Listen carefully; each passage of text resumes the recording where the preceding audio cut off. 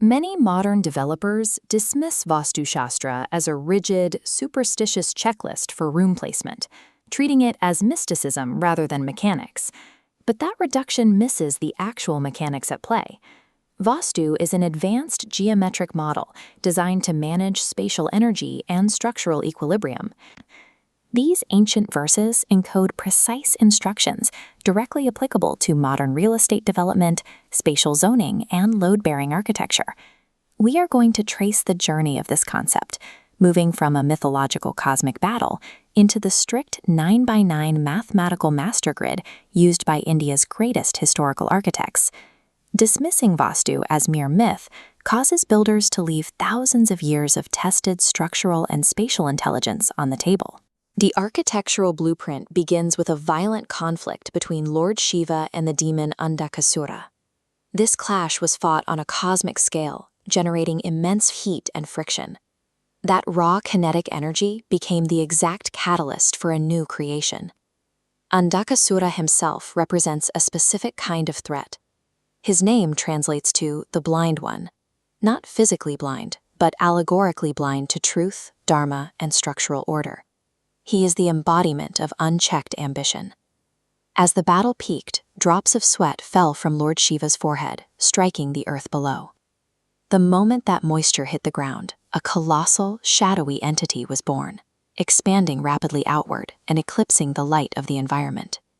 Driven by its massive appetite, the entity threatened the stability of the entire universe, preparing to consume the three worlds of heaven, earth, and the underworld.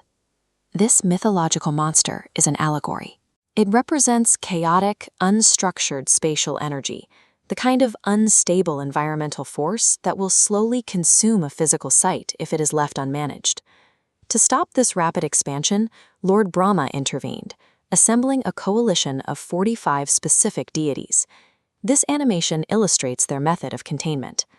The 45 deities surrounded the massive entity and forcefully pinned it face down against the earth, molding its chaotic, shifting mass into a strict, flat square. They locked the entity into a specific orientation. Its head was fixed in the northeast, the Ishana corner, and its feet pinned in the southwest, or Nairutya. Through this forced geometric containment, Brahma designated this bound energy as the Vastu Purusha. To manage the entity's boundless hunger, Brahma instituted a law. The Vastu Purusha's appetite must be appeased by strictly honoring this geometric grid during construction. Builders who ignore the grid face a severe penalty. Without the proper geometric structure to manage that energy, the inhabitants themselves become the entity's food, manifesting as constant obstacles and physical degradation. The narrative encodes a critical engineering step. Before any foundation is poured, raw, limitless space must be bound into a strictly oriented, manageable boundary. That specific act of pinning the entity down is mathematically represented by the Parama Saika Mandala. This diagram shows the exact mathematical translation.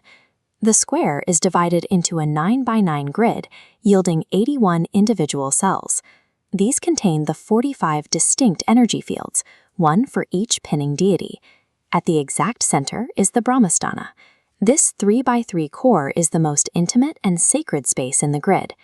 Moving outward, we find the next two concentric rings, the Deva Vithi and the Manusha Vithi. These middle rings act as familial and social zones, the designated footprint where primary habitable construction should be placed. The outermost ring is the Pishaka Vithi. It functions strictly as a buffer zone against unknown external energies, meant to be walled off or left open. These concentric rings, known as Vithis, act as an ancient blueprint for psychological zoning. They systematically separate intimate, social, and buffer spaces, providing a highly logical framework for large-scale property design. Beyond psychological zoning, this 9x9 grid dictates hard civil engineering principles, specifically concerning structural nodes and load distribution.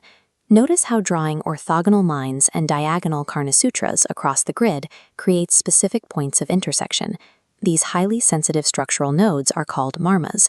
Vastu explicitly states no heavy loads can be placed directly on these intersections, as it creates a critical structural flaw.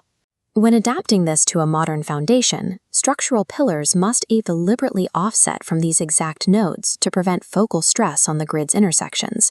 Finally, the Brahmastana itself, the central 11% of the area, must remain entirely devoid of heavy construction. It is designed to act as an open courtyard or an atrium. Keeping the center open and offsetting loads from the marmas ensures optimal weight distribution. It actively prevents foundational failure, structural stress, and trapped spatial energy.